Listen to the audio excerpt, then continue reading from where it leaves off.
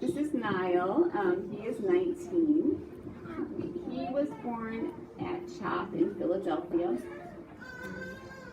We were living in Delaware at the time and went in for just a routine ultrasound, and the doctor who performed it, or who read the ultrasound, happened to have just been to CHOP on a symposium on this new thing, called diaphragmatic hernia.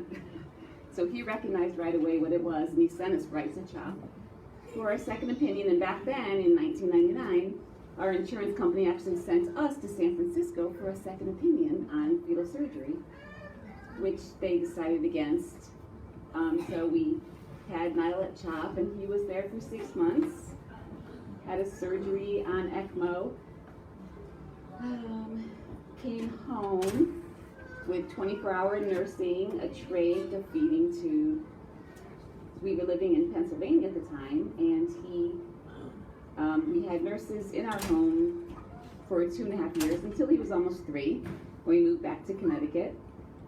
He has never, knock on some kind of wood, re-herniated. However, he has had his own host of weird things. When he was 2nd grade, he had this awful pain. He would get pain and turn like grayish purple. And I thought, oh, what's wrong with the breathing? It turned out it was just gallstones. And so we had his gallbladder removed. Just. Once they could find the gallbladder, which was in kind of the wrong place and upside down, they removed it.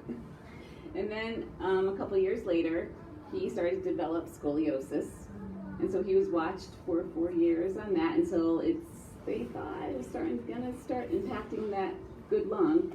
And so he had the surgery when he was a sophomore in high school with the 2 rods and all the screws. And he did great with it. It was a long surgery. Came home only to be brought back to the hospital the next day with, of course, post-op pneumonia. He's been fine since then, almost a year ago, 2 years ago. He was tested at his pulmonologist for possibly like pulmonary hypertension because he was just doing a walking test and the heart rate was going up. And so our great pulmonologist sent us to a cardiologist for the first time. And he said, well, he does not have pulmonary hypertension. He does, however, have a hole in his heart that we just diagnosed at 17. That was an easy fix. That was in and out. And since then, he's been great. He just finished his freshman year at college, living there, never coming home. Wow. So it's been a weird road, but a good road. And this is our first time here, and we're just very happy to be here. Thank you. We're happy to have you guys here. Thank you. Roberta, would you like to say anything? Come on up.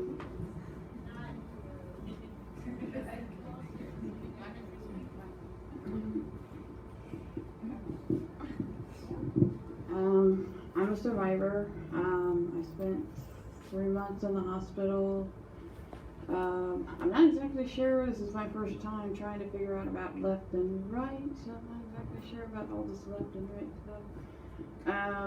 I did know that there was the intestine. One of the intestines was in the left chest cavity. I'm still trying to learn most of like the history around the whole, I guess, medical terms from my history, because I was only told when I turned, I think I was 17 or something, so I wasn't really actually told. All I knew is that I had a scar on my stomach, and everyone else in my family didn't have a scar on their stomach, so I'm like, okay, what's this thing? So when I turned teenager, I found out about the diaphragm hernia. So I'm still trying to figure all this stuff out, but I do know that there was the left chest cavity was in the chest, and then there was the heart was in the middle, and just almost died 3 times. Well, did die 3 times, but I'm still here. But I do know that there was the left chest cavity was in the chest, and then there was the heart was in the middle, and just almost died 3 times. Well, did die 3 times. But I'm still here. 3 times. I'm not exactly sure. I know that there was 3 surgeries. I know that much. I know I was on ECMO. But other than that, I really don't know much, except that I'm glad to be a survivor. We're glad you're a survivor too. Thank you for being here. All right, Laura Tomzik.